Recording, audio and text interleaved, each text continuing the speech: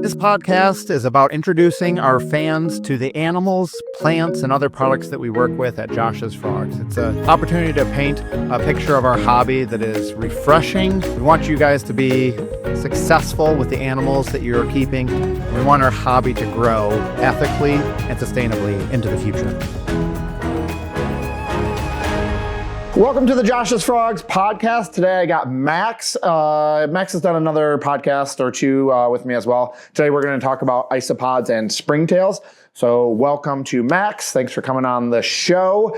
Will you start off by telling people a little bit about yourself? Like just remind us how you got into the hobby. When were you keeping bugs? How did bugs become part of your life? Yeah, of course. So oh man, I've been in the hobby, I guess I'd say, since I was, a wee lad. A wee lad, I love it. I was out catching roly-polies, and I grew up in San Diego, so there's lizards to catch out in the backyard all the time. Oh yeah. And then my family, we bred birds, and then I got my first lizard at the age of 13, bearded dragon. Nice. And bred him with my dad, and the rest is history. Wow, that's cool. Now, how did you end up coming from San Diego here to Michigan? How did that transition happen? And why would anybody leave San Diego to head to Michigan? My wife's family's here, and we were having a kid, so. Oh, yes. I understand that. Gotcha. Cool. Tell us a little bit about what you do at Josh's Frogs, how long you've been doing it, and then kind of give us what's a typical day look like at Josh's Frogs for people who are like, wait, Max just works with roly-polies and other bugs all day long? I take care of roly-polies all day. So I've been with Josh's Frogs for almost about 5 years now. Oh, wow. Or I just hit my 5 years. Okay. And I'm an isopod technician, so I take care of all of our isopods. Currently, I'm doing a lot more of the maintenance, so I'm taking care of our 1,000+ colonies over 2 different rooms, 44 racks that carry 24 colonies on each rack. I have to know what each and every one is doing. Wow.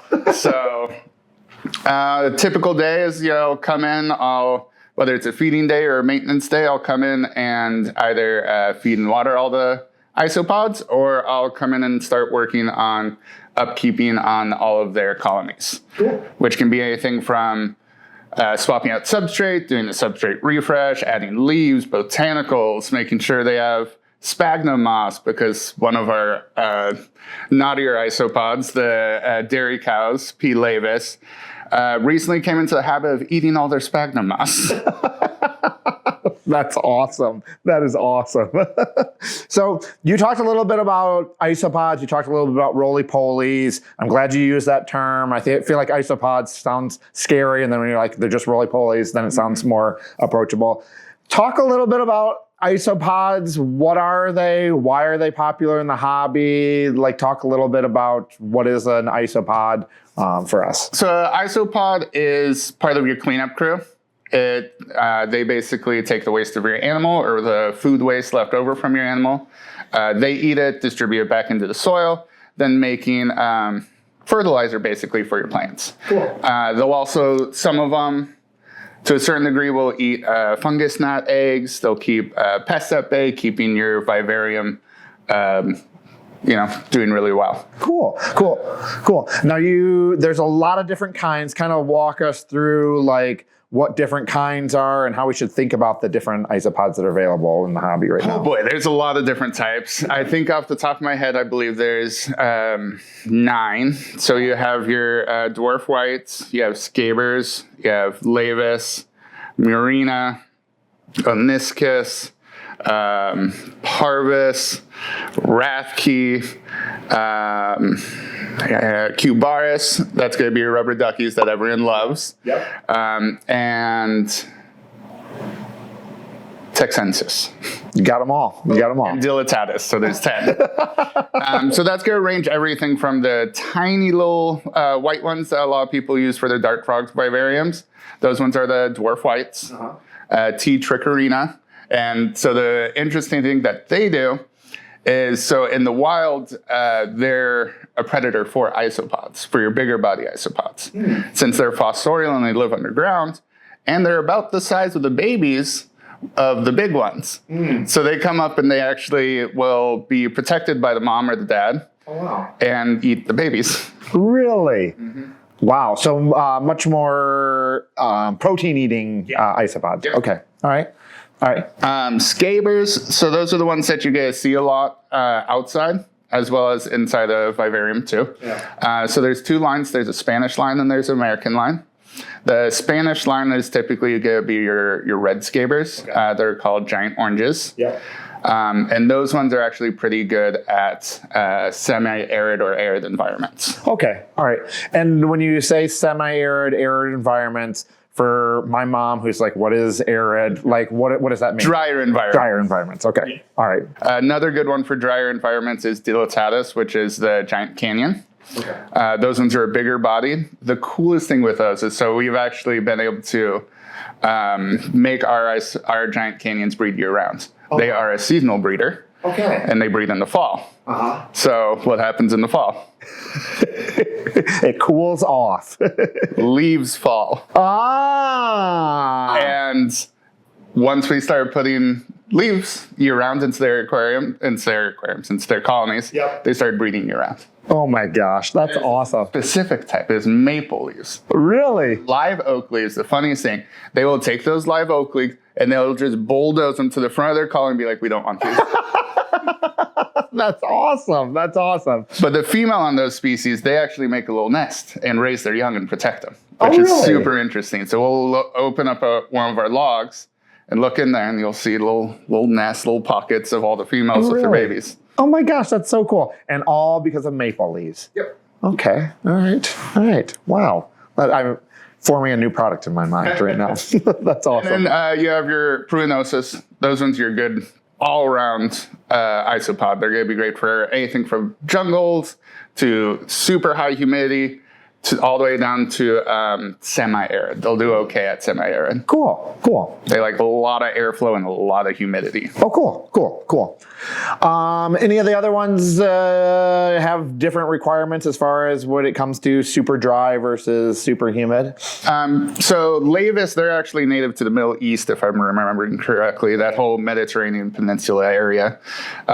They're pretty good at arid, and they'll also tolerate some more tropical environments. But the big thing on them is they're very carrion driven, which means they love meat. And they love lots of food.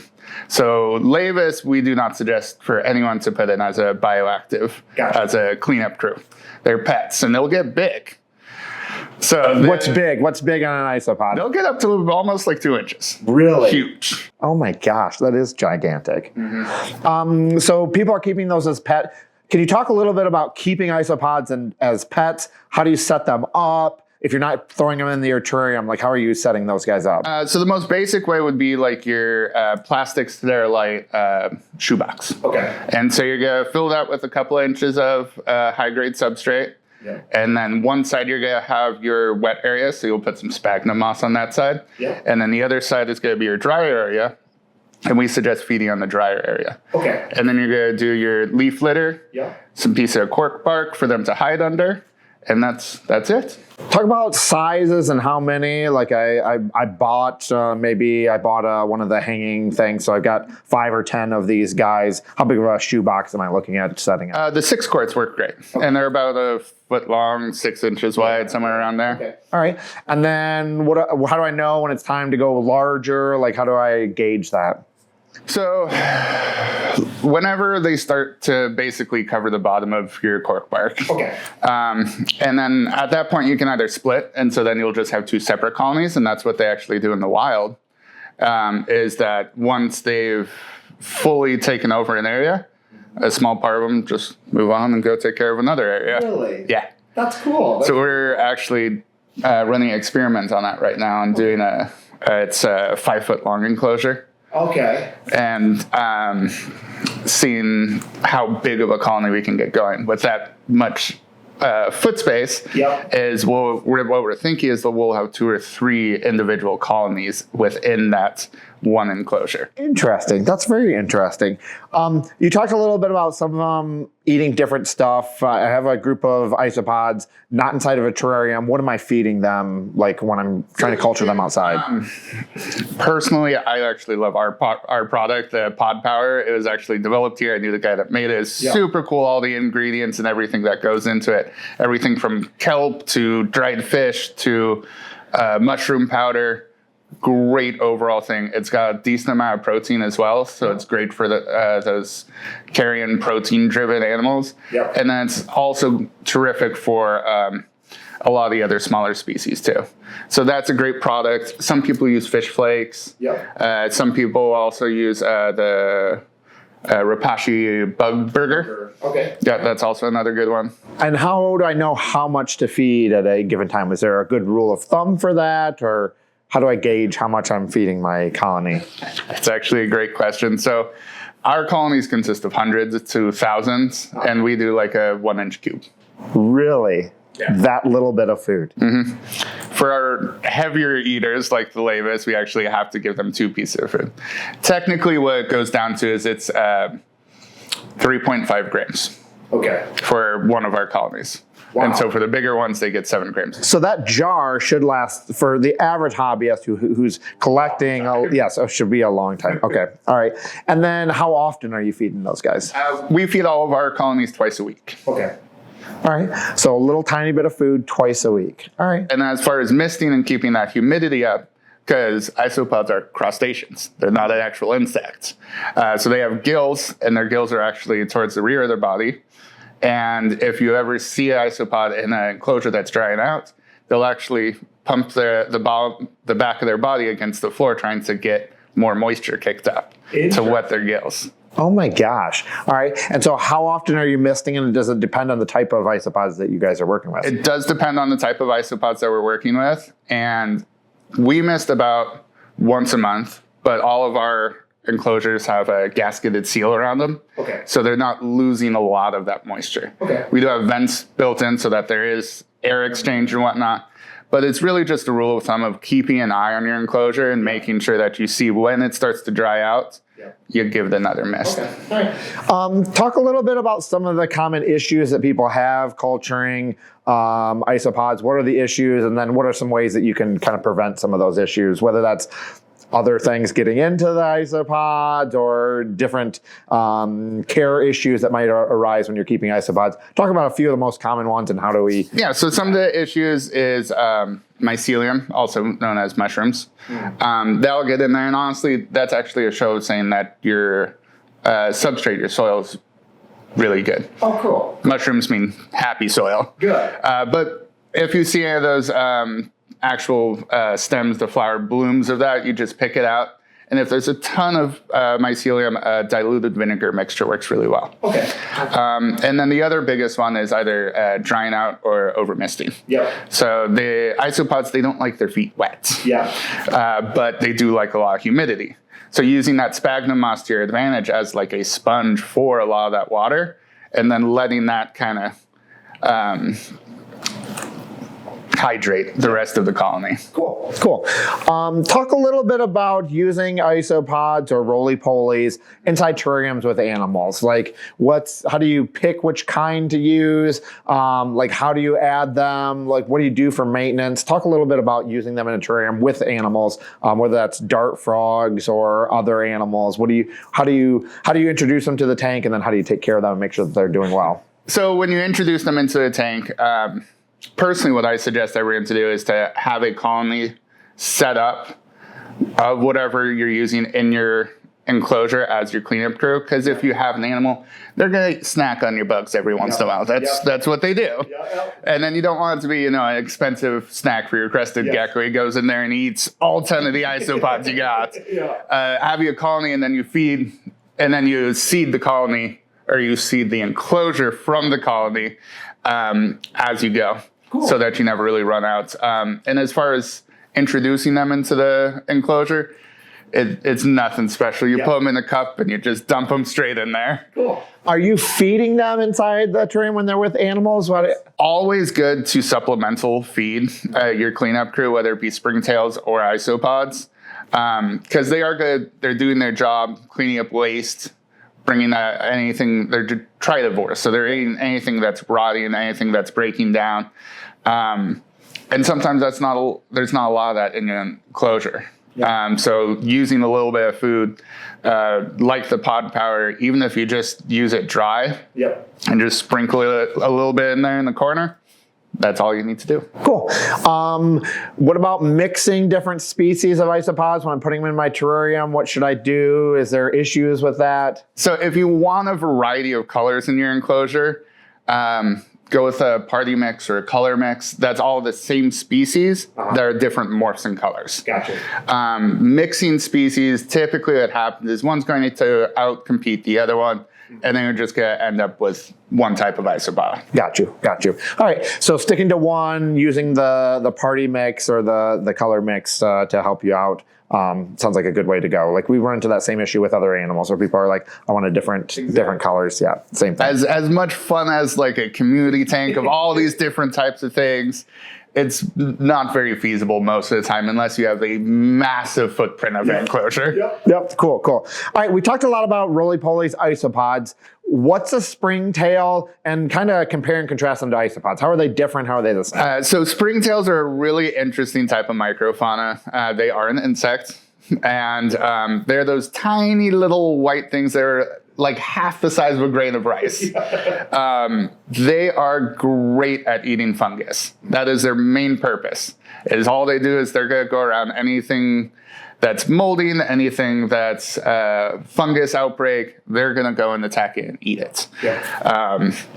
And so they, as far as comparing and contrasting them to isopods, is they're kind of two sides of the same coin. As far as cleanup crew, they both do kind of separate things, but they need to be working together. Okay.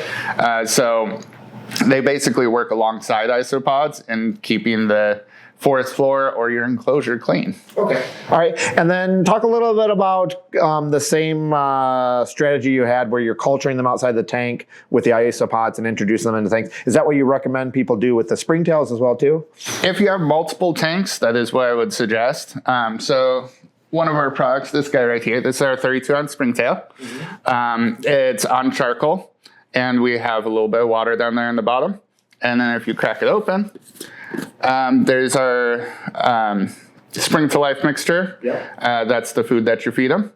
And as that breaks down, it molds, and then they eat that. Okay.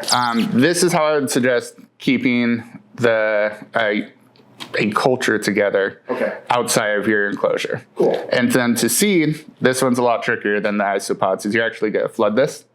And so springtails are hydrophobic, meaning that they'll all stay on top of the water and just bounce around trying to figure out where to go. So as you flood this, you'll see all the springtails up top, and then you just pour a decent amount, like a tablespoon or a teaspoon even, into your enclosure, and they're just going to breed and reproduce and keep going on into all your different enclosures, eating that fungus. Got you.